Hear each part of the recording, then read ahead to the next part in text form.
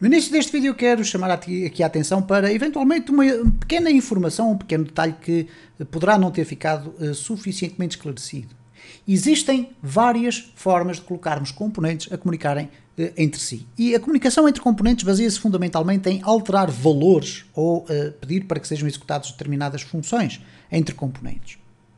Ora, a opção que eu tomei no meu estudo foi verificar algumas destas formas, existem pelo menos 3 ou 4. Uma, inclusive, é que fala de um buzz, qualquer coisa, enfim. Eu nem sequer quis olhar. Porquê? A minha filosofia foi a seguinte: se existe uma forma mais simples de conseguirmos colocar isto a funcionar, como é o caso concreto do Vuex, eu não sinto a necessidade de estar a aprender métodos que foram criados antes do Vuex.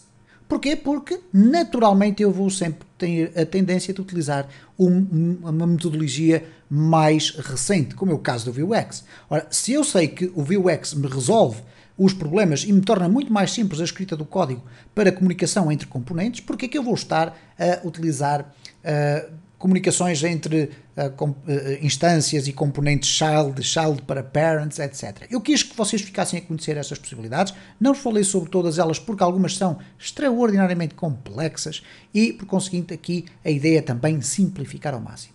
Bom, neste vídeo eu vou-vos avançar um bocadinho mais com o Vuex, neste caso para falarmos sobre as mutations.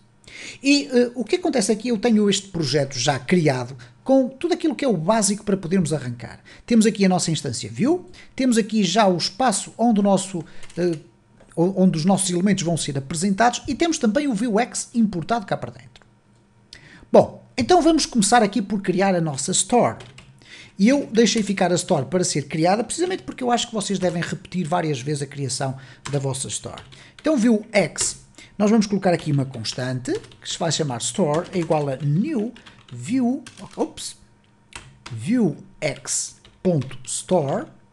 Vamos abrir e fechar, e vamos abrir e fechar aqui o parênteses e vamos definir então as suas propriedades, a principal das quais é o state. E dentro do state nós vamos, neste caso concreto, colocar apenas um valor. Valor que por defeito vai ter o valor 0. É uma variável inteira, neste caso um integer, é um número, variável numérica é o termo mais correto. E vimos também que para obter esta variável e podermos utilizá-la aqui dentro como se fosse um data, eu vou colocar aqui o P, valor, 2 pontos, e vamos colocar aqui valor, mesmo assim. Okay? O que eu vou colocar aqui é um computed method. Então, eu vou colocar aqui computed. E neste computed method eu vou ter uma função que vai ser, neste caso concreto, porque eu estou a usar ali valor, tem o mesmo nome que ali está, eu vou colocar aqui a função com o mesmo valor. Valor é igual a uma function. Vai aqui devolver, vamos colocar assim, return store.state.valor. Certo?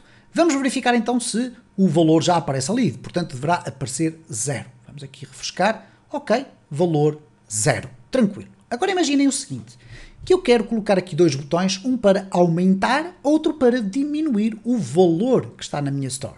É a mesma coisa que eu dizer, ok, se eu carregar no botão A, eu vou ao meu armazém alterar o valor para o valor que lá está, mais 1. Se eu carregar no botão B, eu vou ao meu armazém alterar o valor que lá estiver para menos 1. Ou neste caso, retirar-lhe uma unidade. Então, para isso, nós vamos precisar de acrescentar aqui uma outra realidade dentro da nossa store.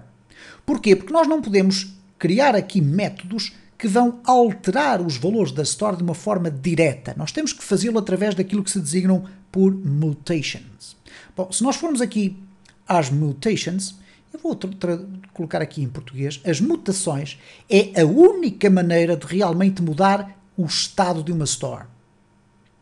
E neste caso nós fazemos essa alteração através daquilo que se chama um commit. É curioso porque commit é um termo muito utilizado no ambiente de Git, mas nós já vamos perceber muito facilmente como é que isto funciona. Então reparem que nós temos aqui um exemplo, que eu depois já vou traduzir ali para a prática, em que nós temos uma store, depois temos o state que tem lá um elemento 1, E depois temos as mutations, ok? Nas mutations, elas são basicamente o quê? São funções escritas desta forma, muito peculiar, em que nós temos aqui o nome da função, temos entre parênteses aqui o state, que é exatamente isto que aqui está, e depois temos aqui a implementação do código. E reparem que ele diz o seguinte, state.count++, isto é, o state, que é isto que aqui está, o valor count, que é aquilo que lá está dentro do armazém, aumentar em uma unidade. Então reparem como é que nós podemos implementar algo deste género aqui. Neste caso eu vou acrescentar aqui dois botões. Button.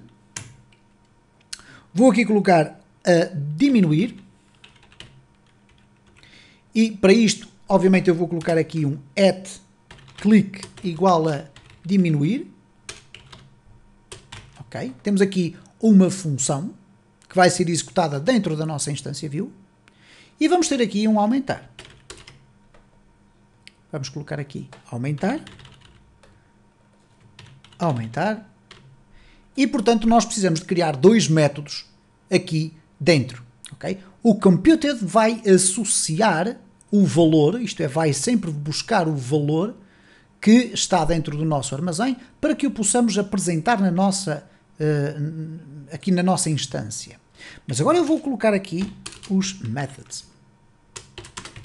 E nestes métodos eu vou ter aqui então o método diminuir e o método aumentar. Então vamos colocar aqui diminuir, que vai ser uma function, que vai ter depois aqui uma determinada implementação. Vamos ter também o método aumentar, que vai ter também uma função que vai desempenhar uma determinada sequência de procedimentos. Neste caso será apenas um. Bom, o que nós precisamos de colocar agora nesta função é dizer, olha, quando eu clicar no diminuir, que é este botão que aqui está, eu quero que seja executada qualquer operação que vá permitir alterar aquele valor. Quando este valor for alterado, uma vez que ele está aqui no computed, intimamente associado ao valor, eu vou automaticamente obter logo uma alteração deste valor e, por conseguinte, ele vai ser repercutido aqui. Quando este valor é alterado, automaticamente isto vai ser disparado e, uma vez que é disparado e está ligado aqui ao nosso valor, ele vai ser apresentado e vai ser atualizado em tempo real. Então reparem o que é que eu tenho que fazer. Mutation. Mutations é o espaço onde nós vamos definir todas as funcionalidades relacionadas com alterações dos valores que estão no nosso state.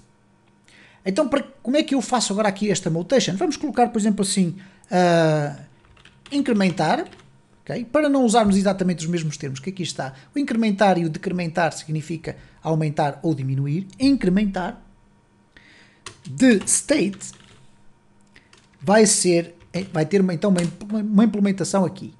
E neste caso nós vamos colocar state.valor menos menos. Ok? Ou neste caso mais mais, porque estamos a incrementar. Vamos colocar aqui uma vírgula, decrementar, ok? Eu não tenho a certeza se este termo existe, mas se não existe eu peço desculpa desde já. State.valor menos menos. Portanto, esta mutação serve para aumentar o valor do meu state valor e esta para diminuir o valor do meu state valor.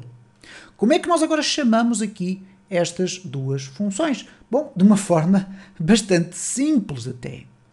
Vamos colocar aqui o seguinte, store, porque store é uma constante que está aqui disponível para todos os componentes. Então, store, ponto, e agora vem aqui a novidade, commit. E o commit vai-me permitir dizer, olha, é para executar algo que está dentro das mutations. Então eu vou dizer que o commit vai ser para executar a função incrementar. Neste caso, a diminuir será o decrementar. E aqui embaixo eu vou utilizar o store.commit incrementar, porque estou a aumentar os valores. Vamos ver se tudo isto está a funcionar então na nossa aplicação. Vamos aqui refrescar. Eu não sei se podemos ter aqui algum erro ou não. Este valor está a vir de 0 porque vem desta associação do computed, que vai buscar este valor diretamente ali ao meu armazém. E estes dois métodos vão então estar associados a estas mutações que aqui estão. Vamos então verificar, se eu clicar em diminuir, passamos a ter menos 1. Se eu clicar em aumentar, passamos a ter então o incremento de 1 em 1 valor. E portanto está assim apresentada de uma forma muito sucinta o que é neste caso, dentro do assunto Vuex, o que é que são as mutations? Obviamente que teremos muito mais a falar sobre mutations e sobre os restantes mecanismos, mas não esquecer que no contexto em que estamos a fazê-lo num contexto de um fecheiro index.html, não temos Vue.cli, não temos aqui o Babel a fazer transpilação de código de ECMAScript 6 para ECMAScript 5, não temos rigorosamente nada disto. O que é que isto quer dizer? Pela positiva, que nós podemos usar isto out of the box exatamente como está nos vossos próprios projetos de HTML. Imaginem que vocês têm uma página de HTML e querem colocar lá uma interação que, eventualmente feita em jQuery, poderia ser relativamente mais simples em alguns contextos, mas na maior parte deles seria bastante mais complexa, porque vocês imaginem a quantidade ou a plasticidade que pode ser colocada na implementação de um sistema destes dentro de uma página de HTML e versus o JavaScript puro ou o jQuery, ou seja o que for. Há aqui coisas que nós podemos fazer que ultrapassam em muito aquilo que é possível fazer de uma forma simples com jQuery, por exemplo. Mas nós temos que nos lembrar que este tipo de Vuex ou Store também existe num contexto de uma aplicação criada pela Vue.cli. Nós iremos ter a ocasião de verificar isso no decorrer dos próximos vídeos. Entretanto, vamos avançando aqui no estudo do Vuex como uma solução fantástica para a centralização dos dados da nossa aplicação.